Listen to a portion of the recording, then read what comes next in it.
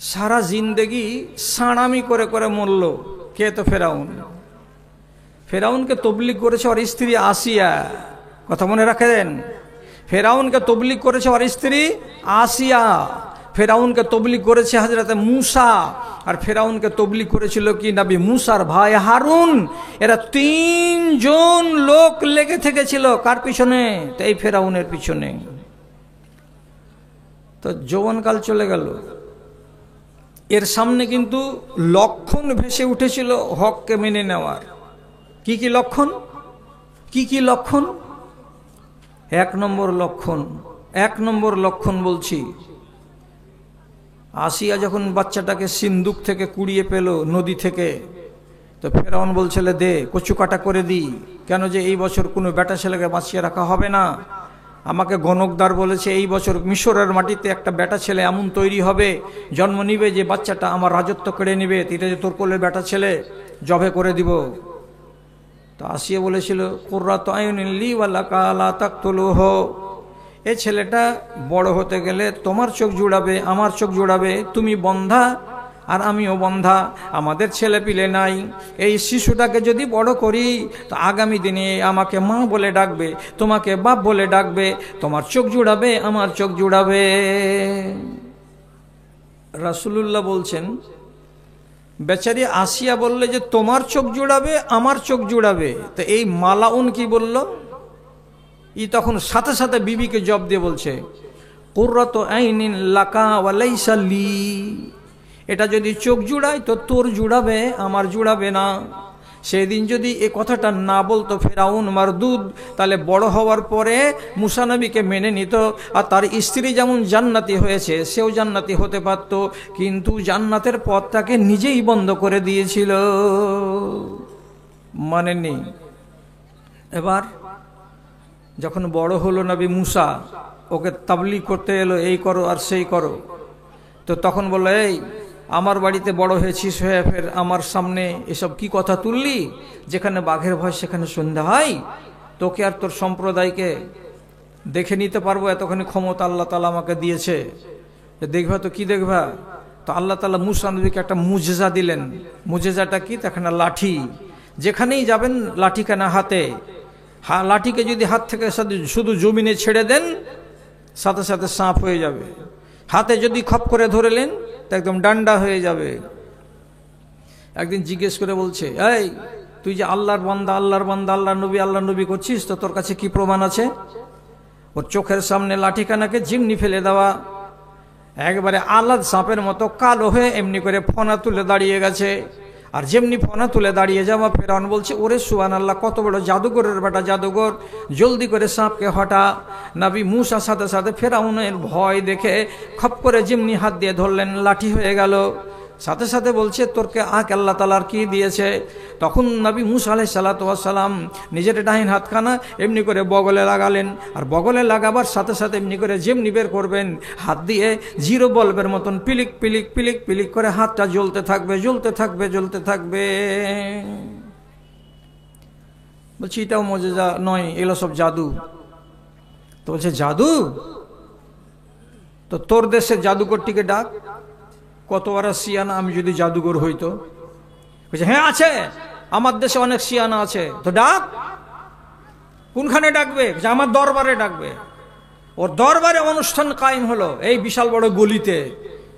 20-20টা সিয়ানা খায়া খালি পাড় হয়ে আছে, এরকম মোটা মোটা জাদুঘর। সব ডান্টা হাতে করে করে এসেছে, মানে পাঁইতারা দেখাবে বলে। নবী মুসা বলছেন তোরা দেখাবি না আমি দেখাবো? তখন ফেরাউন বলছে কি করছিস তোরা, দেখা না হয়।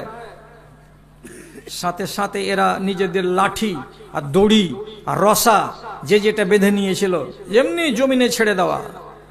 সব কিলবিল কিলবিল কিলবিল করে, কোনটা ডাঁড়াল সাপ আর কোনটা দাঁড়ার সাপ আর কোনটা আলাদ সাপ আর কোনটা গহমা সাপ, একদম মজলিস ভর্তি হয়ে গেছে।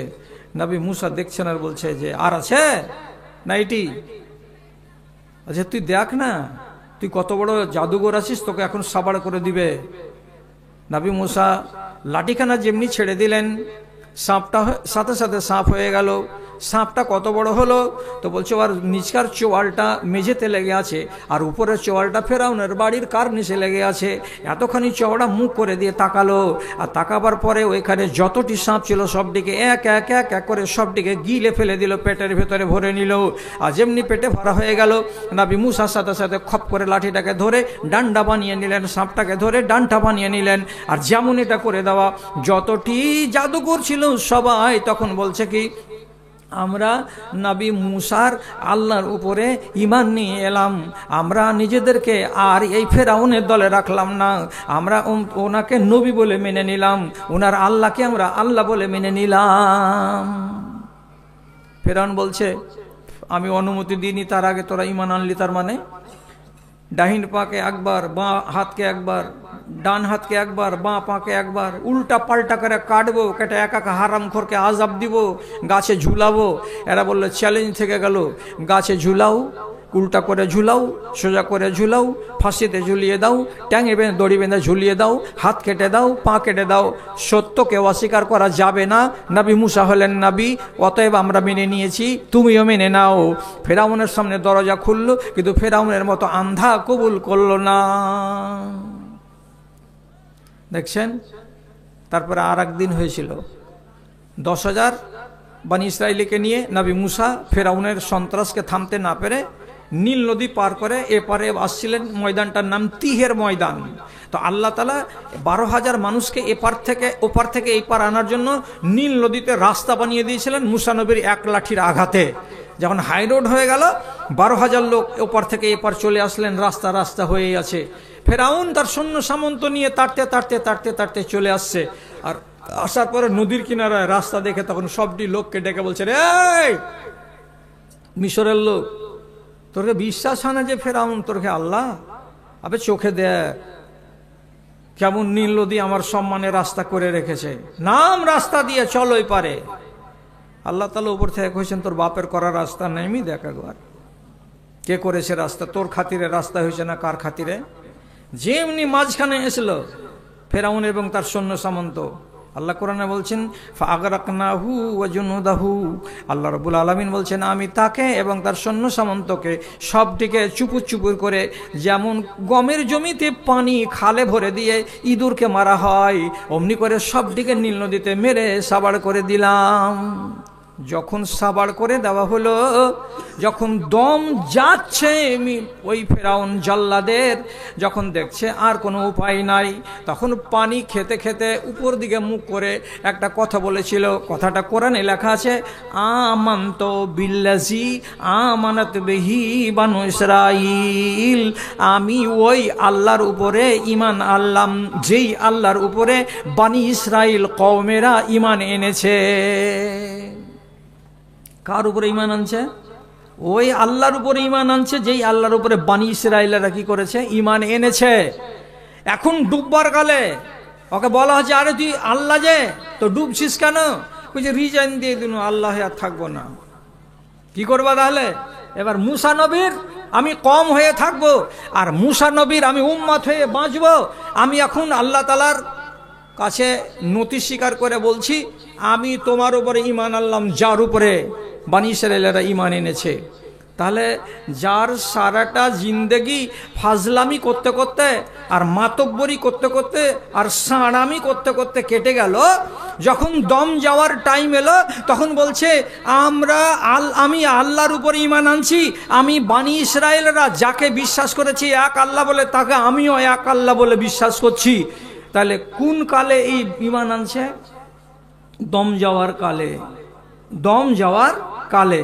আপনি বলুন, এই ঈমানটা ও তো ঘোষণা করে দিয়েছে মুখে যে আমানতু বিল্লাযী, ও তো মুখ দিয়ে বেরিয়েই গেছে যে আমি ওর উপরে ঈমান আনলাম যার উপরে বনী ইসরাইলরা ঈমান এনেছে। তাহলে এই ঈমান দুয়ানা ঈমানে ও নাজাত পাবে? ওকে আল্লাহ তাআলা ছেড়ে দিবেন? রেহাই হবে? দুয়ানা ঈমানে মরবার কালে ওষুধ খেলে রোগ ভালো হবে না, শরবত দিয়ে কাজ হবে না। আল্লাহ তাআলা পরিষ্কার করে আদেশ করলেন জিবরিলকে, এবার মুখে কাদা ভরে দে, যাতে আর দ্বিতীয়বার বলতে না পারে যে আল্লাহ আমি তওবা করছি। জল্লাদের অবস্থাতে কবরে চলে গেল। আপনার ঈমানকে আমি ওর সাথে তুলনা কেন দিতে গেলাম? বুঝি এই জন্য দিতে গেলাম। বয়স কত? 40 বছর। কয়টা ছেলের বাপ? তো 5টা ছেলের বাপ। যদি জিজ্ঞেস করা যায় নমাজ পড়েন, বলছে মুলি সাহেব এখনো নমাজ ধরতে পারিনি, ধরে নিব। আরেকজন লোককে বলছি এমনি করে মোটা কুমিরের মতো হয়ে আছেন, আর ক্যাশ বাক্সের কাছে বসে আছেন। দোকানে সারাদিনে চা বিক্রি হয়, খাস্তা বিক্রি হয়, বিড়ি সিগারেট বিক্রি হয়, কত টাকা কামাই হয়? তো বলছে 1500 টাকা করে দিন ইনকাম হয়। আপনি নমাজ পড়তে যান, বলছে যেতে পারি না। কেন পারেন না? মুলি সাহেব সব সময় গ্রাহক আসে, উঠে যদি যায় তো ক্যাশ বাক্সটা কে সামলাবে? বেটাটা বড় হোক, আর 3-4 বছর পরে বেটাকে দোকানে বসিয়ে দিব, আর দেওয়ার পরে আমি তখন আল্লাহর পাশে লাগবো। আপনার বয়স কত? তো বলছে 40 বছর। 15 বছর পরে বয়স কত হবে? তো 55 বছর। ওয়াদা করছে আল্লাহর সাথে কেমন? এখন বাড়া যাবে না, ব্যস্ততা আছে, ছেলে মানুষ হয়নি, এখন ক্যাশ বাক্স সামলাইছে। আর দুধের সসপ্যানের গায়ে বসা চাঁছি খেয়ে কুমির হয়ে আছে, চ্যাপটা হয়ে। ওর সামনে আজান পড়ছে, ডন্ট কেয়ার। আজান তো রোজই হয়, নমাজের ধার ধারে না, রোজার ধার ধারে না, ইবাদতের ধার ধারে না। এই পাকা কুমড়ো এই যে বসে আছে দোকানে, এই লোকটা এইবার যদি 55 বছর বয়সে আল্লাহ রাব্বুল আলামিনকে ধরতে যাই, তো এদিককার যত নমাজ ছাড়া পড়লো সেই নমাজটির কি হবে? আপনি একবার আল্লাহর ওয়াস্তে একটা কোনো জবাব দিয়ে দেন তো ভাইজান, একটা কোনো জবাব দিয়ে দেন আপনি, কি হবে নমাজটির?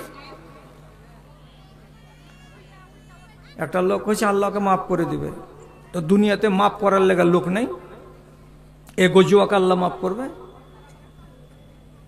এটা হবে না। আর কোনো জবাব থাকে তো বলেন, আর কি হবে? এতদিনের নমাজ ছাড়া পড়ে গেছে, আর কি হবে? হাদিসে আছে, এটা কথা আপনাকে শিখিয়ে দিচ্ছি, যেটি নামাজ ছুটে গেছে ওটিকে কাজা করা যাবে না। এবার ফরজ নামাজ ছাড়া পড়েছে, কিয়ামতের দিন যদি নাজাত পেতে চাও, তো আল্লাহ তাআলার নবী বলেছেন কিয়ামতের দিন তোমার যদি নমাজের সওয়াব কমে যায় ফরজ নমাজের, তা আল্লাহ তাআলা বলবেন ফানজুর এলা তাতাউয়ে ইবাদি, আমার বান্দার নফল নামাজের দিকে তাকাও তো, কিছু নফল নামাজ আছে কিনা। যদি দেখা যায় শাওয়াল মাসের 6টা রোজা করে নফল, ভালো কথা। এ লোকটা আশুরার রোজা করে 2 দিন, এটাও নফল, ভালো কথা। প্রত্যেক মাসে সোমবার এবং বৃহস্পতিবার নফল রোজা রাখতে হয়, ভালো কথা।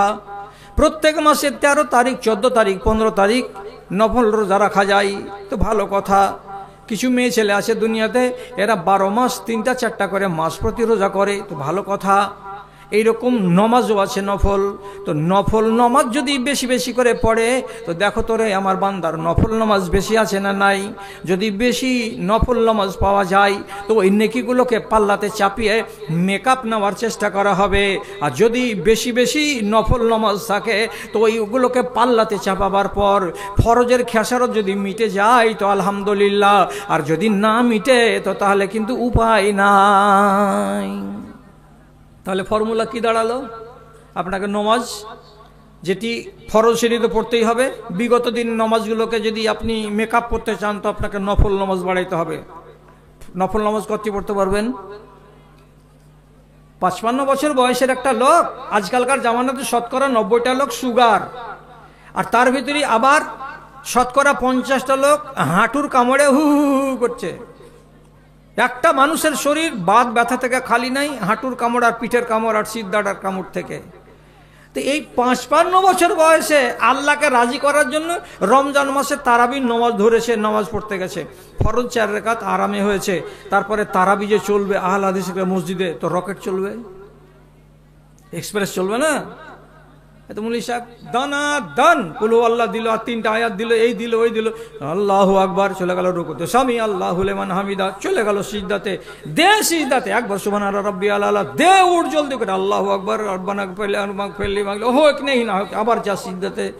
তুফান চলছে, তুফান চলছে। আর এই 55 বছরের মালাউন আল্লাহকে রাজি করার জন্য নামাজ ধরেছে। এবার ইমাম আছে শামসি স্টেশনে, আর এই গায়ের কামডোল গায়ের জমশেদ আলী ওই এখন পড়ে আছে শ্রীপুর স্টেশনে। রুকু থেকে উঠে কোমর সোজা করে সিজদাতে যাচ্ছে, তৎক্ষণে ইমাম সাহেব পহিলা সিজদা থেকে উঠে গেছে। তারপরে দ্বিতীয় সিজদাতে যখন যাচ্ছে তখন ওই সিজদাটাই আর প্রথম হয়েছে আর ইমামের দ্বিতীয় হয়েছে। তারপরে উঠে যে ইমাম সাহেব ফের আলহামদুলিল্লাহ শুরু করে দিয়েছে, তখন পর্যন্ত কোঁকাইছে আর তারপরে উঠছে। এই করে পিছে পিছে পিছে পিছে ওই চলছে হাওড়া ফকিরবাহার ট্রেনের মতন করে। এক সালাম ফিরে দেওয়ার পরে ডাহিন ভাই তাকাইছে, তাকার পরে আর উঠে না। আর 2 রাকাত চলে গেল, তখন ওর পোতা বলছে, দাদু আর নামাজ পড়বি না? হ্যাঁ, কিছু তোরা পড়, আমি আর চলতে পারি না। তো তুই যে কহেছিলি চার দোকানে তীরমোহনীতে আমের গাছের তলায়, বয়স বাড়ুক আল্লাহকে ধরবো, তো এমন করে ধরবো যে এবারে দাঁত কামড়ি দিয়ে ধরবো, তো ধর, কই তোর নামাজ? আল্লাহ রাব্বুল আলামিন বলছেন, সভাপতির দিকে তাকান, আমি বেচারিকে চিনি না, তবে দেশের মানুষ নিশ্চয় জানা আছে কথাগুলো। আল্লাহ তাআলা বলছেন, ওয়া মান নুআম্মিরুহু নুনাক্কিসুহু ফিল খালকে আফালা ইয়াকিলুন। দুনিয়াতে যাকে আমি বয়স বেশি দিব রে, তাকে আর একবার আমি 1 বছরের শিশু বানাবো, আর 1 বছরের শিশু বানাবার পর তাকে কবরে ভরবো, তাছাড়া আমি কবরে ভরবো না। কেমন কথা? যাকে আমি বয়স বেশি দিয়ে দিলাম 60, 65, 70, আল্লাহ কি বলছেন? আবার তোকে মরবার আগে 1.5 বছরের শিশু বানাবো, বানিয়ে তোকে কিছুদিন বাঁচিয়ে রাখবো, তারপরে তোকে কবরে ডাকা হবে। বলছে, এই আল্লাহ, তুমি আমাকে 1.5 বছরের শিশু বানাবে কেন? তো বুঝতে পারলাম না। ভালো করে বুঝেন, ভালো করে বুঝেন আমার ভাইরা, আমার বন্ধুরা, আমার প্রাণের বন্ধুরা, কথাটাকে কত মূল্যবান। আল্লাহ তাআলা বলছেন, 1.5 বছরের শিশু, তাকে যদি আপনি 500 টাকা দামের একটা প্যান্ট পরিয়ে দেন, আর 4 বার করে ওর কানে কানে যদি ওর মা বলে, ব্যাটারে ঝাড়া ফিরিস না, ব্যাটারে প্যান্টটাতে ঝাড়া ফিরিস না, ঝাড়া ফিরা লাগলে তুই একটু খালি কোকাবি আর আমাকে কবি না, তো প্যান্টটা খারাপ হয়ে যাবে। তোর বাপ মেলায় টাকা দিয়ে প্যান্টটা কিনে এনেছে। 20 মিনিট পর ওর মা যদি ওকে ডেকে এনে কয়ে, পাছা দেখি রে, মাল পড়ে বোঝে আছে। ও কি জানে যেটা 250 টাকা দামের প্যান্ট আমি খারাপ করলাম কেন? ওর তো জ্ঞান নেই। ওকে খিদা লেগেছে, ওর মুখ ফুটে না, তখন কি ওরে, মা আর না তো বেশি করে মা মাম পানি খাবো, বেশি কথা নাই। আর যদি এগুলো কথা কেউ বুঝতে না পারে তো খালি কাঁদবে, শুধু কাঁদবে, যেহেতু বলি এখনো আসেনি।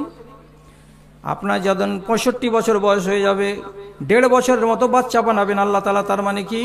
আপনি হয়ে যাবেন দুর্বল। বাচ্চাটা যেমন দুর্বল, বাচ্চা যেমন দাঁড়াতে পারে না, আপনি তেমন দাঁড়াতে পারবেন না। বাচ্চা যেমন মুখে কথা বলতে পারবে না, তেমনি আপনিও নিজে বিছানায় পড়ে পড়ে কথা বলতে পারবেন না। বাচ্চা যেমন খাবার চাইবে তো গঙ্গার মতো করবে, তেমনি আপনি চকিতে পড়ে পড়ে খালি পোতাবাহুকে ডাকবেন আর বলবেন, কুণ্ঠে গেলি গে সলে রুটি গালা 2টা দিন আগে, রুটি গালা 2টা দিন আগে। সারাদিন খালি ভিক্ষা চুলির মাঙা করে মাংতে থাকবেন। আর বাড়ির লোকেরা অত বেশি খাবার দিবে না, কেন যে একটা বউ যদি দয়া করে রুটি দিতে যায় তো আর একটা বউ বলবে, বুঝিস না রে, বুঝিস না, বেশি করে ওই বুড়াকে খাওয়াইস না, যত খাওয়াবি তত বুড়া হাঁকবে। খানা মেপে দিবে আপনাকে। আর বড় কথা হলো এটাই, আপনি হিসাব রাখতে পারবেন না। যখন পিসাবের সময় লাগবে আপনি কাউকে ডাকবেন না যে পিসাব করা লেগেছে রে আমাকে উঠা। লুঙ্গিতে পিসাব করে চুপচাপ টুকুর টুকুর করে তাকাবেন। অনেকদিন লুঙ্গিতে পায়খানা করে দিয়ে চুপচাপ পড়ে থাকবেন বিছানায়, কিচ্ছু বলার থাকবে না। বেটারা কতদিন টানবে, বউগুলোকে বলবে তোরা টেনে দে, তোরা টেনে দে। আর যদি ওরা বেচারারা পরের বেটি টেনে দেয় তো যেখানে সেখানে গিয়ে বলবে, বুবু গে লাড়ি আই লাগা লগে, বুবু পিন্ডা কালি হয়ে গেল গে, বুবু বুড়া মরতেও মরে না, ঘাটা ছাড়ে না, বলবে না? কোন বয়সে পড়েছ? বুড়াতি বয়সে। কি বললেন আল্লাহ? তোকে আর একবার 1.5 বছরের শিশু বানিয়ে তারপরে কবরে নিব। আর তুমি আমাকে কি বলছো বট গাছের তলায়? বলি সাহেব নামাজ ধরবো। কতদিন পরে ধরবে? তার 15 বছর পরে ধরবো। এ সমস্ত ওয়াদার কপালে জুতা মেরে দিতে হবে। হ্যাঁ, এটা ওয়াদা মুসলমানের। ফেরাউন যেমন সারা জিন্দগি খেলা করে মরবার কালে বলছে তোমার উপরে ঈমান আনলাম, ওই ঈমান যেমন তার কাম দিল না।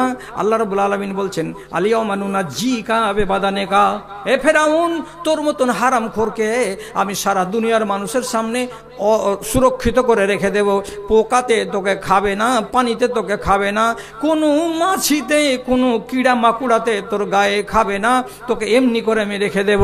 আজ পর্যন্ত আল্লাহ রাব্বুল আলামিনের গজব তার উপরে এই নাজিল নাজেল হলো যে নবীর যুগ থেকে 2200 বছর আগে ফেরাউন মারা গেল। সেই ফেরাউনের লাশটা আজকেও মিশরের মিউজিয়াম ঘরে তাকে রাখা আছে। আমচুর যেমন শুকিয়ে গেলে একদম মাংসগুলো জড়ো জড়ো হয়ে যায়, তেমনি ফেরাউনের মুখ, দাঁত, চোখ, হাত, পা, মাংস সবই আছে, ঠিকঠাক হয়ে আছে।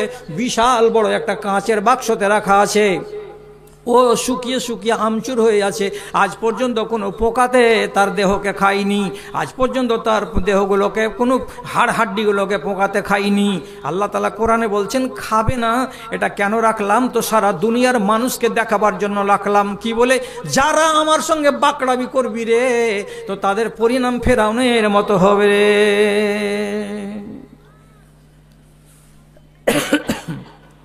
একগুলো লোক আল্লাহর সঙ্গে ওয়াদা করছে বয়স হবে তো ইবাদত করবে, এটা হলো ধাপ্পাবাজ। আর আরেকগুলো লোকের কি আছে? ইবাদত করবে কখন? হঠাৎ যদি সাংঘাতিক রোগের খবর পেয়ে যায়। বহল তবিয়তের মানুষ, নাম নিব না, এই সমস্ত জঞ্জালগুলো যে আছে বলে দিবে, তখন আমার পিঠের চামড়া তুলবে লোকেরা। জি হ্যাঁ, চোখের সামনে আছে শামসির বাজারে এমন লোক যে শিয়ানাকে জীবনে কোনোদিন নমাজের কথা বলতে গেলে মৌলবীরা কি বুঝে, মৌলবী জাত, এসব ভিখারির দল, এদের কাছে কি কোনো জ্ঞান ট্যান আছে? তখন আমরা ছিলাম ভিখারির জাত। আর আজকে ওই শিয়ানাটা কি হয়েছে? আল্লাহ রাব্বুল আলামিনের কি হুকুম হলো? কি হুকুম হলো? আল্লাহ তাআলা তাকে সাংঘাতিক রোগে ফেলে দিলেন। প্রথমে একটা কিডনি সম্পূর্ণ কেটে বের করে আনতে হলো হায়দ্রাবাদ থেকে। তারপরে একটা কিডনি যে টুলমুল করছিল, সে কিডনিটাও আবার ফেল হয়ে গেছে। এখন কিছুদিন আগে অ্যাপ্লিকেশন দিয়েছিল ওইখানকার হসপিটালে, কোনো মানুষ যদি আমাকে কিডনি দেয় আমি 10 লক্ষ টাকা দিতে রাজি আছি। ওর রক্তের সঙ্গে কোনো মানুষের রক্ত মিলে না, কিডনি দানও পাওয়া যায় না। এখন ওই কিডনির হালাতে ওই রকম মুর্দা হয়ে থেকে থেকে থেকে থেকে 7 মাসের মাথায় টনটনে লোকটা আরো কিছুদিন বাঁচার মতো আয়ু ছিল হাতে, কিন্তু অকালে তো কথাটা নয়, বরং বলতে হবে এই কথাটা যে জুয়ান্তিকালে আল্লাহ তাআলা তাকে কবরের ভিতরে ভরে দিলেন। কেন? যে তুমি বেশি ষাঁড় হয়ে গেছিলে, তোমার মতো মানুষটাকে পছন্দ লাগেনি আমায়। তো যখন জেনে গেল যে আমি আর বাঁচবো না, তখন আবেদের বেটা আবেদ হয়ে গেল। কেমন আবেদ? বিছানা থেকে উঠতে পারে না। আজান পড়ছে মসজিদে, বড় বেটিকে কইছে রোজিনা একটা ঢেল দিবি তো মা। তোমার বড় বেটি এত বড় একটা শুকনো ঢেল দিয়েছে, পাক বালিশের তলায় রেখেছে। যেমনি মসজিদে খালি আল্লাহু আকবার আল্লাহু আকবার, আজান শেষ হয় না তার আগে আগে আবেদের বেটা আবেদ বালিশের তলা থেকে ঢেলটা বের করে এমনি এমনি করে তায়াম্মুম করে, মসজিদে এখন সুন্নাত চলছে, আর আবেদের বেটা নিজের বিছানায় শুয়ে শুয়ে আল্লাহু আকবার বলে জামাত খাড়া করে দিচ্ছে, দিয়ে ঘরে নামাজ পড়ছে। আর ঘরে এক ওয়াক্তের নামাজ ছাড়ে না, শুয়ে শুয়ে শুয়ে শুয়ে সুবহানাল্লাহ করে তেঁতলের বিচি গুনছে। কত ভালো কথা। আগে নামাজ পড়েছিলে যে তখন খেয়াল হয়নি মৌলভী সাহেব, আগে তুমি রোজা রেখেছিলে যে তখন তো এগুলোকে গুরুত্ব দিইনি মৌলভী সাহেব, এখন কোনটা টাইম? তো বলছে কবরে যাওয়ার টাইম। তাহলে তোমাকে বঞ্চিত করা যাবে না। তুমি যদি পারো তো আল্লাহকে বলো, দোয়া করো, আল্লাহর মন যদি জাগে তো মাফ করে দেবে, আর আল্লাহর মন যদি না চায় তো মাফ করা যাবে না। অতএব তুমি তোমার কাজ করো, আল্লাহর কাজ করবেন। এবার পরেশগার হয়ে গেল। কতদিন পরেশগারি থাকলো? তো বলছে 1.5 থেকে 2 মাস থাকলো। তারপরে কবর। কত পরেশগার হয়েছে। আর বেটি উঠিয়া ঘাড় খান ধরে গেছে, বাপু ওষুধটা খেয়ে এলাও। তো যখনই এমনি করে ঘাড় ধরে সোজা করতে গেছে, তখন ও যে আল্লাহ যে মরে গেল, আল্লাহ সুবহানাল্লাহ, জান চলে গেল, মালিক আল্লাহ, আল্লাহ তুমি শেফা দাও, আল্লাহ তুমি আমাকে নাজাত দাও, আল্লাহ তুমি আমাকে ভালো করো। এগুলো সবটি বাংলাতে দোয়া। আল্লাহু আকবারটা তো দোয়া, সুবহানাল্লাহ তো দোয়া। তো যখনই উঠছে, বসছে, সুতাইছে, ওষুধ খাওয়াইছে, খালি ওর মুখ দিয়ে জিকির জিকির জিকির জিকির, সুবহানাল্লাহ, আলহামদুলিল্লাহ, লা ইলাহা ইল্লাল্লাহ, মুখের ফেনা উঠিয়ে দিচ্ছে। এটাকে এইগুলো হচ্ছে এক ধরনের চিটিং বাজ আবেদ। কেন? কোরআন আল্লাহ তাআলা বলছেন ওয়াইজা আনআমনা আলাল ইনসানি আরাজা ওয়া না বিজানিবিহি, যখন আমি একটা মানুষকে সুখ দিলাম, শান্তি দিলাম, বিবি দিলাম, বাচ্চা দিলাম, গাড়ি দিলাম, বাড়ি দিলাম, আয়েশ আরাম দিলাম, 3 তলা ঘর দিলাম, ফ্রিজ দিলাম, এসি দিলাম, কাপড় ধোয়ার জন্য কাপড় ধোয়া মেশিন দিলাম। নিয়ামতে যখন তাকে আমি ডুবিয়ে দিলাম, যখন সে নিয়ামতে ডুবে গেল তখন সে আমাকে বলে ভুলে গেল, আমাকে আর মনে রাখতে পারলো না। ঘরে যদি ঢুকছে তো পাকার বাড়ি আর সুন্দর সুন্দর বেসিন আর ঝলমলে টাইলসকে দেখছে আর মনে মনে বলছে বাহারে হামি। আল্লাহ আর নাই, ভুলে গেল। আমি আমার কথা বলিনি, কোরআনের কথা বলছি। তারপর আল্লাহ তাআলা কি বলছেন? ওয়াইজা মাসাহু শাররু ফাযু দুআইন আরিজ। যখনই কোনো বিপদ লেগে গেল, বড় অসুখ লেগে গেল, বড় মুসিবতে পড়ে গেল, তখন ওই লোকটা আবার কি করতে লাগলো? লম্বা লম্বা করে টান মেরে মেরে আল্লাহ রাব্বুল আলামিনের সামনে দোয়া করতে আরম্ভ করলো। যেমনি জানতে পারলো যে একটা কিডনি ফেল হয়ে গেছে, তখন পড়ে পড়ে মসজিদে, আল্লাহ তুমি আমাকে রহম করো, আল্লাহ তুমি আমার গুনাহ খাতা মাফ করো, এই করে করে শুধু আল্লাহ, শুধু আল্লাহ, শুধু মাপ দাও, শুধু মাপ দাও চালিয়ে যাচ্ছে। তো বিপদের বেলায় লম্বা দোয়া, আর সুখের বেলায় আল্লাহকে ভুলে আল্লাহকে মনে রাখতে পারে না। এ মানুষগুলো আল্লাহ রাব্বুল আলামিনকে পছন্দ নয়। আল্লাহ মাপ দিও, নাম কহব না। আমাদের টোলাতে একটা মেয়ে ছেলে আছে, ওকে পর্দার কথা বলতে গেলে এই পর্দার কথা শুনলে হাত জি জ্বলে যায়। এটা একটা বলি, একটা মুসলমানের বেটির এটা হলো বলি। পর্দা বলতে গেলে হাত জি জ্বলে যায়। তো জি জ্বলে যায়, তো দয়া করে একটু মেহরবানি করে ন্যাংটা হ্যাঁ ঘুরো না হারে টোলাতে একদিন। তোমার যখন পর্দাতে এত জ্বলন, তো ন্যাংটা হয়ে হাঁটো, ওটা করবে না, তো মাথাতে কাপড় দিবে না। এভাবে এভাবে দিন কাটছে। হঠাৎ করে একদিন আমার গীথানের কাছে এসে কইছে, হাজি মাসি একটা বেলে খুব কঠিন দুয়া আছে, ওই দুয়াটা যে মানুষ কহিবে তোমার ফজিলত বেলা আছে এই যে সকালবেলায় যদি বলে তো মগরব হইতে হইতে যদি ইয়ার মধ্যে মরে যায় তো জান্নাতি, আর মাগরিবের টাইমে যদি দুয়াটাকে কেউ বলে একবার, আর ফজর হতে হতে আর মাঝখানে মরে যায়, তাহলে ওই মেয়েটা, ওই লোকটা জান্নাতি। বলে এরকম দুয়া আছে একটা। তো আমার বাড়িওয়ালি হলো মুন্সি মানুষ, কেন যে ওর মদটা তো দুনিয়াতে ওয়াজ করে বেড়া, তো শুনে শুনে ও আধা মাওলানা। ও তখন বলছে হ্যাঁ দুয়া তো আছে। কি দুয়াটা, কি কহে ওটাকে? তো বলছে সাইয়্যিদুল ইস্তিগফার। বুঝছে নাকি? কোনটা পাবো? বলছে দুয়ার বই আছে। আমি কিনে নেবো এখানটা। কয় টাকা লাগবে? তো 60 টাকা। 60 টাকা দিয়ে এখানটা বই নিয়ে গেল, দুয়াটাকে চিহ্নে দেওয়া গেল। 1 থেকে 1.5 ঘন্টার ভিতরে দুয়াটাকে মুখস্থি করে নিলে এটা বলতে লাগলো। আমি তাজ্জব বনে যা বলছি, হ্যাঁ এই বেট ছেলেটা এত আবেদ কেন হয়ে গেল? এতকাল তো এরকম কথা বলছিল। বলছে কহিও না, এখন আর 7.5 মাস যাচ্ছে, 8 মাস পড়বে, মাস শেষ হবে না তার আগে ডাক্তারে ওকে ডেট দিয়ে দিয়েছে আর বাচ্চা হবে। আর দাদি এসে কহেছে অমুক গে নামাজ গেলা করিস, ছেলে হওয়া কথাটা সোজা কথা লয়। বাঁচতেও পারে, মানুষ মরে যেতে পারে, মরণের খালাই তো ভাই এটা। তো কথাটা কি ঝুঠা? একটা মেয়ে ছেলে বাচ্চা জন্ম দিতে গেলে কতখানি কষ্ট পেতে হয় আপনি বেটা ছেলে কি জানেন? নেড়ি আটকে যেত, ডাক্তারের কাছে দৌড়াইছেন যে নেড়ি খুলে দে। হ্যাঁ, আর একটা বাচ্চা মায়ের পেট থেকে ভূমিষ্ঠ হতে গেলে রগ রেশা ছিঁড়ে গিয়ে পেটের ভিতর থেকে যখন নামে সংকীর্ণ রাস্তা দিয়ে, কত কষ্ট হয়, কত কষ্ট হয়। আল্লাহ মাপ দিও, মুখ দিয়ে বেরিয়ে যাচ্ছে আমার। আমি নিজের কানে শুনেছি আড়াল থেকে থেকে কোন নারী এমন কষ্টের জ্বালাই বলেছিল যে মাকে যদি বাঁচি তো জীবনে আর তোর জামাইয়ের কাছে যাব না। ঠেলাখান কতক্ষণ এসে বুঝতে পারছেন তো? জামাইয়ের কাছে গেছিলাম বলেই তো এই দুর্দশা। আর যাব না জিন্দগিতে, কেন যে যেতে গেলে আবার এই দুঃখ হবে। তো এই নারীকে তার দাদি বলেছে বাচ্চা হওয়া মানে মরণের বাড়ি থেকে বেরিয়ে আসা, তুই নামাজ রোজাগালা করিস। এবার ছেলে হওয়ার ডরে নামাজ ধরেছে, তাও ভালো। নামাজ খান যদি ঠিক যায় আলহামদুলিল্লাহ, কিন্তু ছেলে সোজা ঘাঁটা দিয়ে কি হবে, হসপিটালে পেট কেটে ছেলে হইয়া নিয়ে এলো। ও আর ইমান ঘুরে, ও তো রাস্তা পেয়ে গেল। ছেলে সোজা ঘাঁটায় যদি হয় তো হবে না, তো ফের পেট কেটে হবে। ও যে ছাড়লে তো ছাড়লে, এখনো ষাঁড় হয়ে ঘুরে বেড়েছে। ও নমাজ রোজার ধার ধারে না, ওর গায়ে কোনোদিন কাপড় ঠিকঠাক ভাবে চড়বে না, এভাবেই দিন কাটছে। এই তোমার কে ওয়াজ করিনি গে, তোমরা গল্প করিও না। তবে একটা কথা খালি বলে দিছি, যেই মেয়ে ছেলের নাভির আশপাশ, গলার আশপাশ, পিঠের আশপাশ দেখা যাবে, ওই নারী প্রথম চান্সে আল্লাহর জান্নাতে হরগিজ যাবে না, হরগিজ যাবে না।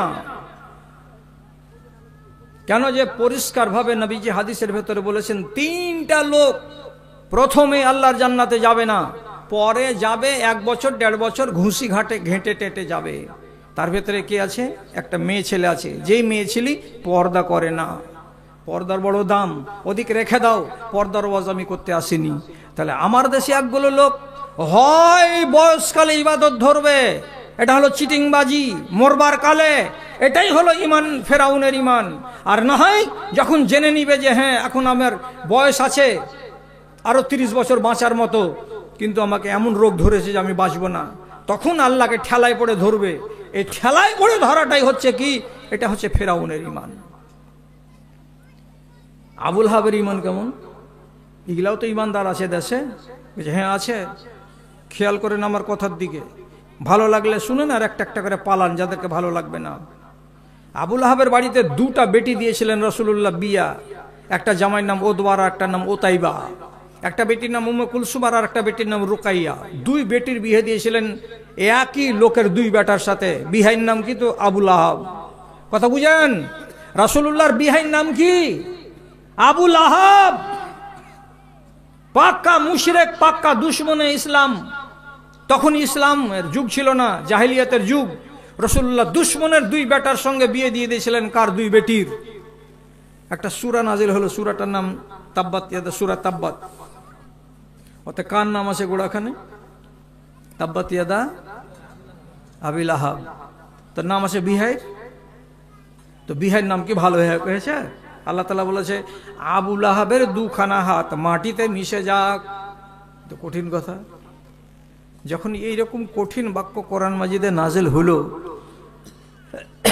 কিছু লোক যা বলল, জানিস তোর নামে কি সূরা এসছে? যে এই সূরা এসছে। হ্যাঁ, মুহাম্মাদের এইরকম সূরা বলছে আর আমার নামে এইরকম সূরা নাজিল হয়েছে। থামতে না পেরে রাগকে লাল লাল চোখ করে আর চেহারা করে বাড়িতে যেয়ে নিজের 2টা বেটাকে সামনে ডেকে দিয়ে বলছে, এই আমার মাথা তোদের উপরে হারাম। আমার মাথা হারাম মানে কি? আমি তোদের উপরে হারাম। যদি তোরা আমার কথা শুনিস তাহলে ঠিক আছে, আর যদি আমার কথা না শুনবি তো আমি তোদের উপরে হারাম। আমার সাথে তোদের কোনো লেনা দেনা নাই। 2টাই বেটা কইছে, হাজি বাজান তুমি মক্কা নগরের নেতা, আর তোমার মতো বড় মানুষটা আমাদের বাপ, আর তোমার কথা শুনবো না তো গাঁওয়ালার কথা শুনবো? কি বলছো? আবুল আহাব বলছে, দুশমনের 2টো বেটি আমার বাড়িতে আছে, বেটি 2টোকে বিদায় করে দিতে হবে। এক্ষুনি বিদায় করে দে, তালাক দিয়ে দে, একটাও বেটিকে রাখা চলবে না। কহেন তো কোথাকার রাগ কোথায় গিয়ে ঝাড়তে লাগলো? 2 বেটা, বাপের ফরমা বারদার। এবার বলছি এটা সহজ কথা, দুশমনের বেটিকে বাড়তে রাখবো না, এটাই তো ঠিক আছে, তালাক দিয়ে দিছি। তো যেটা বেটার নাম ওতবা, ও তখন ঘটনা শুনলো, আর শোনার পরে 1 পা 2 পা করে যেতে যেতে যেতে যেতে রাসূলুল্লাহর কাছে গেল। আর রাসূলুল্লাহর কাছে যে শ্বশুর আর জামাই মুখামুখি হয়ে দাঁড়িয়ে, তারপরে বলছে, এই তোমার উপরে কোনো সূরা এসছে? কইছে, হ্যাঁ রে বাবা এসছে। তো সূরার গোড়াখানে কি আমার বাপের নাম আছে? বলছে, হ্যাঁ আছে, তোমার বাপের নাম কি লেখা আছে অতি? বলছে, তাব্বাত ইয়াদা আবি লাহাবিন ওয়া তাব। এ তো আরবি বুঝা লোক সব। আর যেমন এই কথাটা শোনা, থামতে না পারে রাগের জ্বালাতে আমার নবী যে সামনে যে মুখামুখি দাঁড়িয়েছিলেন, নবীজির মুখের উপরে থু করে এ দুশমনের বাচ্চা থুতু নিক্ষেপ করে দিল। আর দেওয়ার পরে বলছে, তোর বেটিকে আমি তালাক দিয়ে দিয়েছি, আমার বাড়ি থেকে বেটিকে নিজের বাড়ি নিয়ে যা। আহারে, দুটা বেটি তালাক একই দিনে। রসুলের তালাক পাওয়াটাতে যা কষ্ট হলো, বয়সে অর্ধেক, আর এমন ছেলে আমার মুখের উপরে এইভাবে থুথু নিক্ষেপ করে দিল, তাতে সম্পর্কে তুমি জামাই। রসুল্লাহ খুব দুঃখ পেলেন। তখন করলেন কি, আল্লাহ পাকের নবী রাগ সামলাতে না পেরে সাথে সাথে বলছেন, আল্লাহুম্মা সাল্লিত আলাইহি কালবান মিন কিলাবিকা, এ পরওয়ারদিগার, তোমার দুনিয়াতে অনেক চার পায়ের কুকুর আছে, নেকড়ে বাঘ আছে, শিয়াল আছে, এইরকম হাজার হাজার নেকড়ে বাঘের মধ্য থেকে বা একটা কুকুরের মধ্য থেকে কোনো একটা কুকুরকে তার পাশে লাগিয়ে দিও, যেন ওই কুকুরটা এই কুকুরের জীবনটাকে নাশ করে দেয়। চালা করেন, বুঝতে পারলেন কথা? এই ওদের লোকটি বুঝতে পারলেন কথা? এমনি করেন না জি। কি বললে? তোমার দুনিয়াতে অনেক কুকুর আছে, কোনো একটা কুকুরকে দিয়ে তুমি এই জানোয়ারের কাজ সমাপ্ত করে দিও, আল্লাহ এর পাশে লাগিয়ে দিও, কুকুরে কামড়িয়ে এই জানোয়ারকে শেষ করে দেবে। কে বদদুয়া দিলেন? রাসূলুল্লাহ। কানে শুনলো দাঁড়িয়ে দাঁড়িয়ে, কে? তো এটা জামাই। বাড়ি গেল, যে বাপকে বসে, বাজান মুখে থুথু চালিয়ে দিয়েছি, আর ঝেড়ে 4-5টা কথাও বলে দিয়েছি, বাপ কালামে এমন কথা কোনোদিন শুনেনি ও। তারপর কি হলো রে বেটা? বাপ খুশি। কি হলো রে বেটা? কইছে, ও তখন রাগের জ্বালাতে একটা কথা আমাকে শুনিয়ে দিয়েছে, আমিও শুননু, আর আমি আপনার চলে আইনু এখান থেকে টান টান করে হাঁটতে হাঁটতে। কি কহেছে রে? কহা কথাটা তোকে কি মুশকিল লাগছে আরবি ভাষা কইতে? বলছে, বাজান আমি যখন মুখটাতে থুথু চালিয়ে দিলাম, তখন আমাকে আমার শ্বশুর বলছে, আল্লাহুম্মা সাল্লিত আলাইহি কালবান মিন কিলাবিকা। আর যেমন কথাটা বলা, আবু লাহাব কপালে হাত দিয়ে বলছে, সত্যানাশ হো গয়া, সত্যানাশ হো গয়া। বাজান কি হলো? কি হলো? কি হলো? ইন্নী আশাদ্দুন নাসে মুখাফাতান আলাইকা লিদুআইন নবিয়ে, আমি যত ভয় করি তোমাকে নিয়ে নবীজির বদদুয়ার কারণে, পৃথিবীতে এত ভয় কেউ করে না। বেটা কোন কাজ হলো রে? এমন কথা বলে দিয়েছে তোকে? বলছে, হ্যাঁ। ধর ওলা কি কইছো তুমি, যে ওলা কত কথা শুনলো আর কত কথা গেল। তো আবু লাহাব ফের আর এক জায়গাতে বলছে, লা ইয়ারুদ্দু দুআহু, আল্লাহ রাব্বুল আলামিন তার দোয়াকে কবুল করেন না। আল্লাহ লা ইয়ারুদ্দু দুআহু, ওর দোয়াকে আল্লাহ তাআলা কোনোদিন ফেলে দেন না। 3 মাস পরে মক্কা থেকে একটা কাফেলা যাচ্ছিল সিরিয়া ব্যবসা করার জন্য। আবু লাহাবের বেটা উতবা সেজেছে দলে, টাকা পয়সা নিয়ে, ছালা নিয়ে, ব্যাগ নিয়ে, 2-3টা উট নিয়ে একটা কাফেলা বেরিয়ে যাচ্ছে। ব্যবসা করবে কোথায়? তো সিরিয়ার মাটিতে। সিরিয়ার মাটিতে যখন 15 জন লোক একসঙ্গে রওনা দিয়েছে, তখন ওই জায়গাতে নেতা আবু লাহাব সামনে খাড় হয়ে বলছে, ওরে আমার 15টা ধন, তোরা আমার মক্কার ধন, তোরা একসঙ্গে বন্ধু মিলে ব্যবসা করতে যাবে সিরিয়ায়, তো খবরদার একটা কথা মনে রাখিস রে বাবারা, আমার বেটা উতবাকে তোরা জীবনে কোনোদিন রাস্তায় কোনো জায়গায় কিনারায় ঘুমাতে দিবি না, তোরা চারিদিকে গোল হয়ে ঘুমাবি, আর মাঝখানে আমার বেটা উতবাকে ঘুমাবার ব্যবস্থা করে দিবি। বলছে, কেন জি চাচা, কেন? তো বলছে, কারণ আছে রে বেটা, খবরদার তোরা আমার বেটাকে কিনারায় ঘুমাতে দিবি না। এবার এইভাবে চলে যাচ্ছে চলে যাচ্ছে চলে যাচ্ছে, সিরিয়া প্রবেশ করবে। তার কিছু দূর আগেই একটা জায়গা আছে, জায়গাটার নাম হলো হাওরান। হাওরান নামক মাঠে রাতের বেলায়, সন্ধ্যাবেলায় খানা পানি যা ছিল খেয়ে নিল, আর নেওয়ার পরে সবাই নিজের নিজের বিছানগুলো লাগালো, আর যতগুলো বাক্স পোঁটরা ছিল সব এক জায়গায় জমা করে দিল। আর দেওয়ার পরে উতবাকে নিয়ম অনুযায়ী ওই পোঁটরাগুলোর কাছে ঘুমাতে দিয়েছে, আর চারিদিকে এরা গোল হয়ে ঘুমিয়ে আছে, যাতে এর উপরে কেউ হামলা করে দিতে না পারে। এবার রাত্রি 12টার সময় একটা নেকড়ে বাঘ, এই বড়গুলো নয়, কুকুরের সাইজের যেগুলো নেকড়ে, যাকে হাইনা বলা হয়, এই হাইনা বাঘ এলো। আসার পরে প্রথমে একটা মানুষকে এমনি করে নাক লাগিয়ে শুকে দেখছে, দেখে বলছে, এটা নয়। ফের আর একটাকে যে এমনি করে শুকে দেখছে রাতের বেলায়, দিয়ে মুখটাকে এমনি করে ঝেড়ে দিয়েছে। এটা নয়, এটা নয়। দুটা তিনটা চারটা মানুষের মাথার কাছে গিয়ে শুকে শুকে শুকে শুকে দেখছে, আর দেখার পরে প্রত্যেকটাকে ছেড়ে দিচ্ছে, চলে যাচ্ছে। হঠাৎ করে একবার লাফ মেরে মাঝখানে গিয়ে বস্তার কিনারায় যে শুয়েছিল বাচ্চাটা, ওর মাথার কাছে গিয়ে এমনি করে নাকটা লাগিয়েছে। আর নাকটা লাগিয়ে একবার ঘ্রাণ নেওয়ার পরে নেকড়ে বাঘ বলছে এটাই এটাই। ওই জায়গাতে এতটি লোকের পহারাদারির মাঝখানে রাত্রি 12টা-1টার সময় নেকড়ে বাঘ তার গলাকে কামড়ে দিল, এমন করে কামড়ে দিল যে লহুলাহান করে দিল, এমন করে লহুলাহান করলো যে ওইখানে বাপ বলার টাইম পেল না। মাত্র 5 মিনিটের ভেতরে আপড় ধাপড় করতে করতে ওখানেই মরে শেষ হয়ে গেল। এই বেচারারা 12-14 জন লোক সিরিয়ার ব্যবস্থা শেষ করে বাড়ি আসছে। আবু লাহাব রাস্তা তাকিয়ে আছে, বলছে করে কতরা কখন আসলি রে?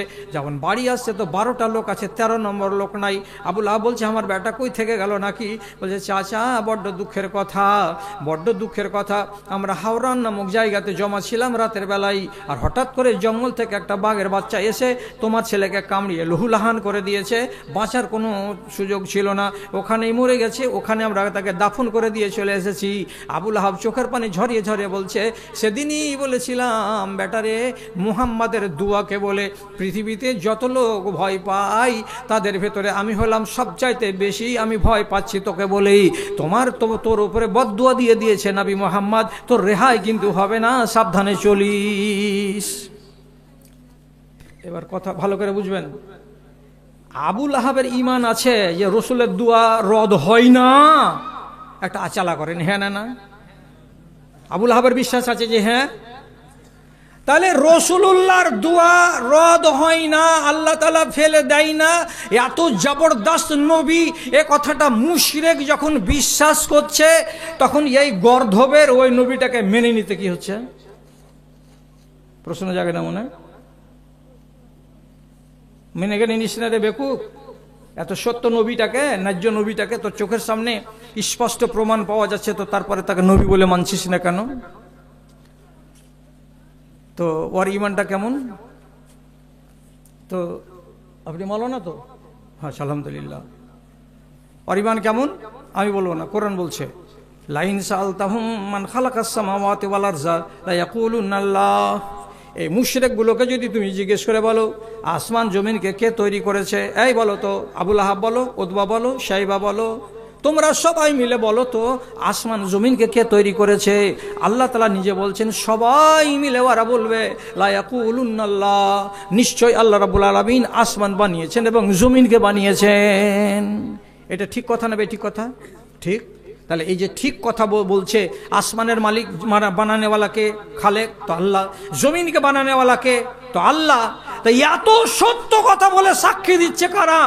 মক্কার মুশরিকরা। তো বাকি কথাগুলো কেন মানিস না? বলছি এটাই তো দোষ। এবারে এখন যদি বলি যে একটা লোক আছে এই গ্রামে, 30 বছর পার হয়ে গেল, 3 ছেলের বাপ, এখনো দাড়িকে রোজ ঝুটছে। আচ্ছা রোজ যদি দাড়ি কামাও এতে ইজ্জত বাড়ে না কমে? যদি বলে যে বাড়ে, খালি প্রমাণ করে দাও যে হ্যাঁ বাড়ে। কাল যদি কুমারগঞ্জ স্টেশনে দাড়ি কামিয়ে আমি এসে না দেখাই তো পরে কহিও, আমিও তো ইজ্জত চাচ্ছি। দাড়ি কামাতে গেলে ইজ্জত বাড়ে না কমে? আমি জোরের সঙ্গে বলছি সুন্নাতকে জবা করতে গেলে ইজ্জত কমবে। তো তুমি তো জানো যে এটা রাসূলুল্লাহর সুন্নাত। তো সুন্নাত জানার পরে আজ পর্যন্ত কামডোলের গায়ে কেন 30টা লোক 30 বছর বয়স হয়ে গেছে তারা চেহারাতে দাড়ি রাখতে পারলো না, অথচ তার মগজে কথাটা আছে? তো তাহলে ওর ইমান আর আবু লাহাবের ইমানের তফাৎ কোথায়? আপনি জবাব দেন আমাকে, ওয়াজ করে ছেড়ে দিচ্ছি আমি। কি বলেছিলাম গোড়াতে? 3 রকমের ইমান দেখতে পাচ্ছি দেশে, 3 রকমের। ওরে নাদান মুসলমান, ওরে নাদান মুসলমান, তোরা কেন বুঝিস না রে? খোদার রশি শক্ত হাতে কেন ধরিস না রে? তোরা কেন ধরিস না রে? মাস গেল তোর, বছর গেল, আর কি আছে বাকি? সবাই তোরা বল না এসে নমাজ ধরেছি, আমরা রোজা ধরেছি। খোদা তোদের রহম করে, কেন কিছুই বলিস না রে? ওরে নাদান মুসলমান, তোরা কেন বুঝিস না রে? খোদার রশি শক্ত হাতে কেন ধরিস না রে? তোরা কেন ধরিস না রে? একগুলো লোকের ইমান হলো ইবলিসের ইমান। ইবলিসকে শয়তানের নাম, তো বরফের ইমান আছে নাকি? তো আপনি কি কইছেন? ইবলিসের ইমানের ত্রুটি আছে, এটা কথা ঠিক, কিন্তু ইবলিসের জ্ঞান কম।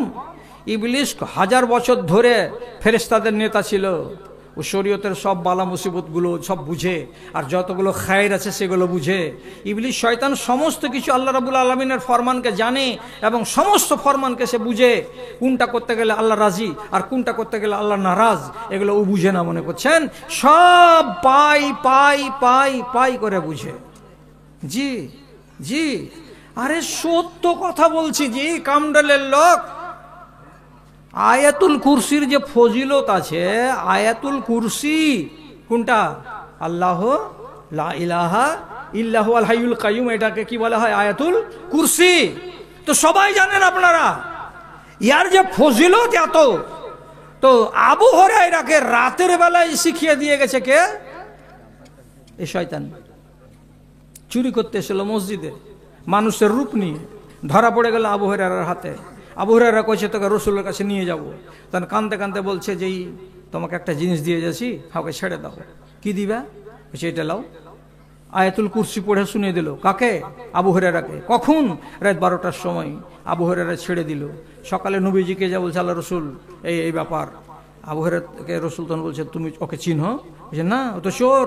বলছে চোর লা, ওটা হলো ইবলিস শয়তান, মানুষের রূপ নিয়ে চুরি করতে এসেছিল।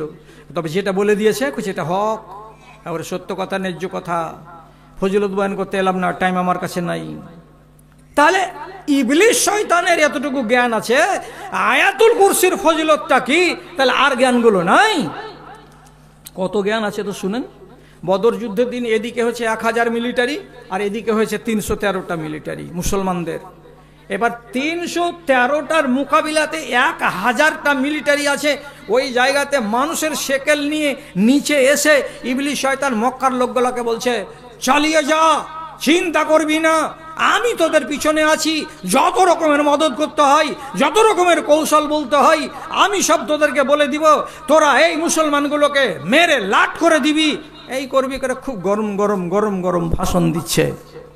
এমন সময় শটের উপরে বলছি, আল্লাহ তাআলা আসমান থেকে ফেরেশতা পাঠালেন 1000টা, আর দিয়ে বললেন ফেরেশতারা আমার মুসলমানেরা এখানে মাত্র 313টা, ওরা যদি আজকে হেরে যায় তাহলে মদিনার মসজিদ আর আজান পড়বে না।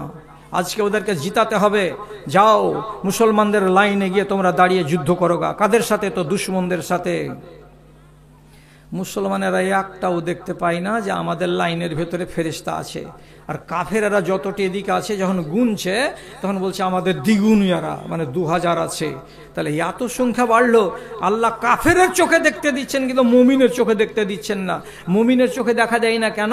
যে যদি মুমিন দেখে নেয় যে ফেরেশতা নাজিল হয়েছে তাহলে এরা কেউ লড়বে না। যখন দেখলে ফেরেশতা নাজিল হচ্ছে তখন ইবলিস শয়তান এক কোণা থেকে তখন বলছে তোরা থাক হে চাচা, আমি গেনু। যখন চলে গেছে তখন কয়েকজন লোক বলছে তুমি এত করে শক্তি সাহস যোগাচ্ছিলে তো ভালো লাগছিল, এখন যে তুমি এমনি করে পালিয়ে যেছো তো আমরাকে ভালো লাগে না। তখন ইবলিস কি করেছে? ইন্নি আরামা লা তারাও না। আরে হোঁচলা তোরা কি বুঝিস? আমি যেটা দেখতে পাই তোরা দেখতে পাস না। আল্লাহ তাআলা আমাকে যোগ্যতা দিয়েছেন, আসমান থেকে যে ফেরেশতা নাজিল হচ্ছে এই ময়দানে আমি আমার 2 চোখ দিয়ে দেখতে পাচ্ছি। আর যেই মাঠে ফেরেশতা নাজিল হয়েছে ওদের সামনে তোরা মোকাবিলা করতে পারবি না, তার জন্য এখান থেকে পালিয়ে যাচ্ছি। কোরআন মাজিদে সাফ করে লেখা আছে, ইবলিস বলছে ইন্নী আখাফুল্লাহ ওয়াল্লাহু শাদীদুল ইকাব। আমি আল্লাহকে বলে ভয় করি, আল্লাহ কঠিন আযাব দেনেওয়ালা। কি হলো? কার কথা এটা? এটা কার কথা? ইবলিসের। কোরআন মাজিদের আয়াত বললাম। এবার আমি বলছি এই মজলিসে কেউ যদি থেকে থাকেন আল্লাহর বান্দা, আপনি হাত তুলুন, আপনাকে পাওয়ার দিচ্ছি। কোন লোকটা, যেই লোকটা বলবে কি আমি আল্লাহকে ভয় করি না, এরকম কোন লোক থাকলে হাত তুলেন তো দেখি, আছে কেউ? কেউ নাই?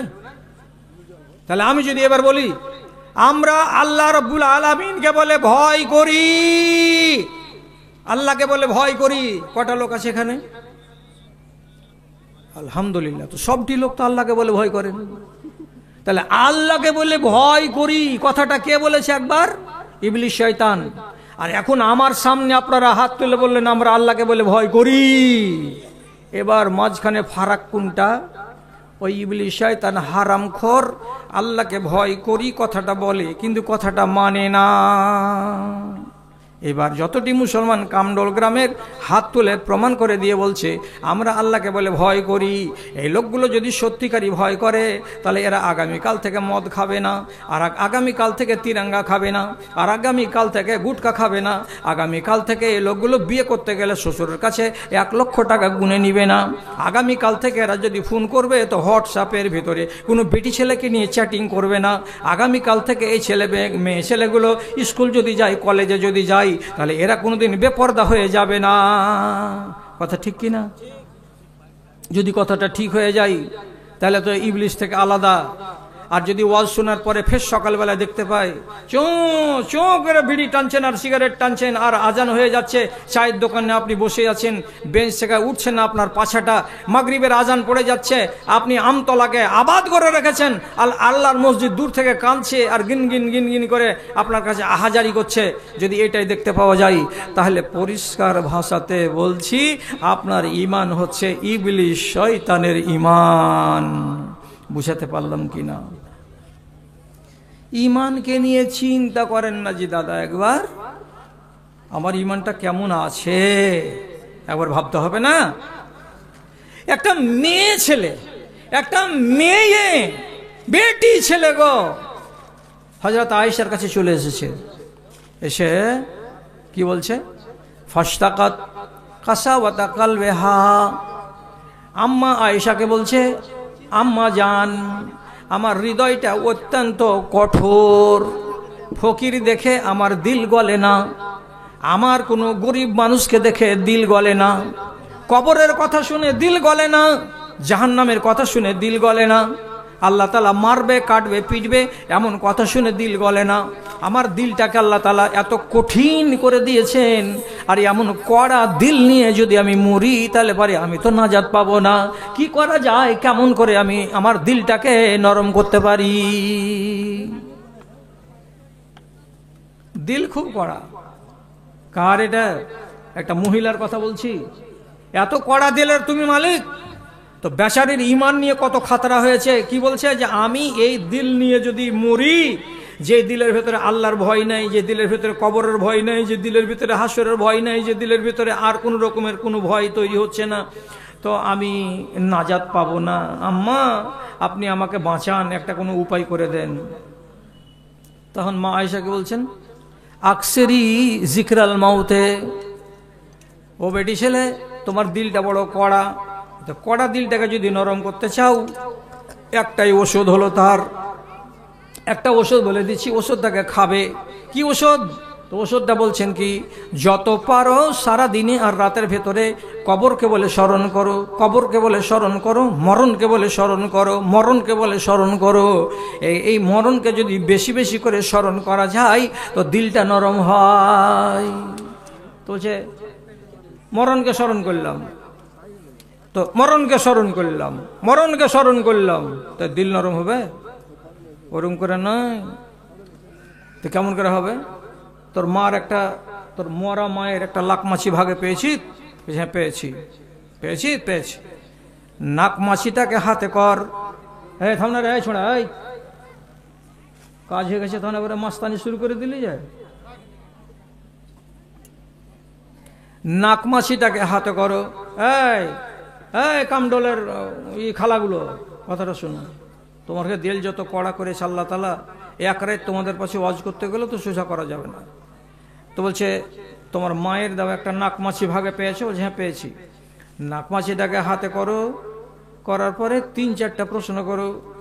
আহারে, এই নাকমাছিটা আমার মায়ের নাকে কত সুন্দর লাগতো, আজ আমার মা নাই, কবরে চলে গেছে। কবর বলে মনে এলো? হ্যাঁ এলো। আর একবার তুমি মনে মনে করো কি, 2-3 মাস হয়ে গেল মার কবরের দিকে যাইনি।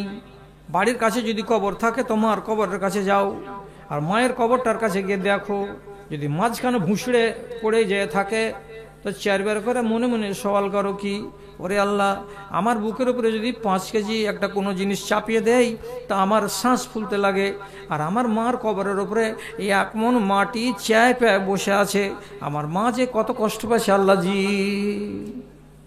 একবার দেখাই। এর নাম কি? তো মরণ। আর কেমন করে করব? আমার দাদিও মরে গেছে, আমার দাদির মরা 12 বছর হলো। আমার মা মরে গেছে, আমার মার আষাঢ় মাস আসতে গেলে 3 বছর হয়ে যাবে। আমার মা এমনি হয়ে মরেছিল, আমার মা মরবার কালে আমাকে এই কথাটা বলেছিল। এইগুলো কথাকে মগজে জাগাও, আর জাগাতে জাগাতে জাগাতে জাগাতে তোমার মায়ের যদি ছেড়ে যাওয়া কোনো কাপড় থাকে, কোনো সায়া থাকে, ব্লাউজ থাকে, শাড়ি থাকে, তো শাড়িটাকে আলমারি থেকে বাহির করো, আর করার পরে শাড়িখানকে একবার করে উল্টাও আর পাল্টাও, আর দেখো আর বলো, মা তুই এই শাড়িখানে ছেড়ে কোথায় চলে গেছিস, কে তোকে আলাদা করে দিয়েছে? তো মা জবাব দিবে না, তোমার মন জবাব দিয়ে বলবে, মরণ তোকে আলাদা করে দিয়েছে, আমাদের বাড়িতে তোকে রাখেনি, বাড়ি থেকে তোকে বাঁশতলায় নিয়ে চলে গেছে। কে নিয়ে গেছে? তো ওর নাম হলো মরণ। 1বার 2বার 3বার 4বার, সকাল বিকাল সাঁঝ রাতে তুমি মরণ মরণ মরণ মরণ বলে চিন্তা করো। আস্তে আস্তে তোমার দিলটা নরম হয়ে যাবে, আমাকে মরতে হবে। নিজের হিসাব লাগাও, আমার বয়স কতদিন হলো? 45 হলো, আর 60 বছর জুতে কতদিন আছে? তো 15 বছর আছে, তারপরে তো আমাকে মরতে হবে। আমার যে মরণ কুণ্ঠে আছে, বাপের দেশে আছে না মায়ের দেশে আছে, আল্লাহ কোনখানে যে মরবো, কি হালাতে যে মরবো, মরবার কালে কথা বলতে পারবো কিনা, মরার কালে আমার পাশে ছেলে পেলে থাকবে কিনা, আমার জবান দিয়ে লা ইলাহা ইল্লাল্লাহ বের হবে কি হবে না, এক গাদা প্রশ্ন করো নিজের মনের সাথে মরবার কালে। এইরকম করে যদি মরণকে বলে স্মরণ করো তো তোমার দিলটা নরম হবে। এবার 3 মাস পরে ফের ওই বেটি ছেলেটা চলে এসছে, সালাম দিয়া আম্মা আয়েশার কাছে বসেছে। বসার পরে তখন বলছে, কি খবর? তো হাসছে, মুচকি মেরে হাসছে। তারপরে তখন বলছে, ফাল তো আমি আপনার কথাটা অক্ষরে অক্ষরে পালন করেছি, এবং অক্ষরে অক্ষরে পালন করার পরে আমার কি হয়েছে? তো বড্ড লাভ হয়েছে মা। কেমন লাভ হয়েছে? এখন আমি মরণকে বলে বেশি স্মরণ করার ফলে মরণের জন্য কি কি সামান নিতে হবে তার ভাবনা শুরু করে দিয়েছি। আমার জায়ের সঙ্গে আমার একটু নটঘট হতো, আমি সেদিন থেকে ছেড়ে দিয়েছি নটঘট করা, দিয়ে বলেছি সলেহাগে আজ আছি তো কাল নাই, ঝগড়া করে লাভ কি হবে, ওর সঙ্গে মিলে মিশে হাসি মুখে কথা বলছি। আগে আমি নফল নামাজ পড়তাম না, এখন সকাল 8টার সময় আমি কাজের ফাঁকে ফাঁকে মাঝখানে ছোট ছোট করে 2 রাকাত বাঁশ নামাজ পড়ছি, যাকে চাষ নামাজ বলা যায়। কেন পড়ছি? তো বলছে মৌলানা সাহেবেরা বলেছে প্রত্যেক দিন সকাল 8টা-9টার সময় যদি কেউ 4 রাকাত নামাজ 2 রাকাত 2 রাকাত করে পড়ে দেয়, তাহলে আল্লাহ রাব্বুল আলামিন ওই বেটি ছেলেটার নামে জান্নাতের এক কিনারায় একটা সুন্দর ঘর নির্মাণ করে দেন। তো ওই জান্নাতটা পাবো তার আশায় 4 রাকাত নামাজ ধরেছি আম্মা জান। তারপর থেকে কি করেছো? আমার বাড়িতে যদি এতটি চাল থাকে, এতটি যদি খেজুর থাকে, আর কোনো মানুষ যদি আওয়াজ দেয় আমাকে আল্লাহর হস্তে কিছু দিয়ে দাও, তা আমি ওই 3টা খেজুর থাকলে আমার পেটকে কেটে দিয়ে আমি ফকিরের হাতে খেজুর কয়টাকে তুলে দেই। আমি কোনোদিন কোনো ফকিরকে আর ঘুরাই না। যখনই কোনো আমার চোখের সামনে বুড়ো মানুষ যায়, তখন বুড়ো মানুষটাকে দেখতে গেলে আমার মনের ভিতরটা নরম হয়ে যায়। আমি সাথে সাথে সাথে সাথে আল্লাহ রাব্বুল আলামিনের কাছে 3বার করে 4বার করে দোয়া করি, আর আল্লাহর কাছে আমি মাপ চাই। আই আল্লাহ, মানুষটা বুড়া হয়ে গেছে, এ তো কবরে যাবে, আর এর মতো বয়স আমার হয়ে যাবে, আমাকে কবরে যেতে হবে। তো বুড়া মানুষ দেখতে গেলে আমার ইমান তাজা হয়ে যায়। দাদারে আমার, ভাইরে আমার, একটা মেয়ে ছেলে তার ইমান কমে গেছে, এই রকম একটা মনের ভেতরে ভয় হলো বলে আম্মা আয়েশার কাছে এসে সে নিজের ইমানটাকে সোজা করার জন্য উপায় জেনে নিয়ে চলে গেল। তা আপনি কোন সাহসে বসে আছেন যে আমার ইমান চাঙ্গা আছে, আমার ইমানে কোনো ত্রুটি নাই, আমার ইমানে কোনো রোগ নাই?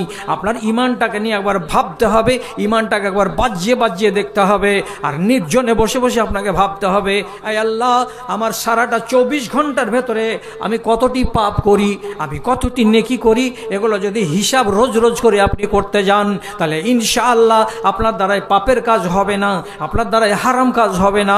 আপনার ইমানটাকে ঠনঠনে ইমান করতে গেলে ইমানকে একবার মেপে মেপে দেখতে হবে, ইমানটা মাপা যাবে আপনার নিজের তারাজুতে।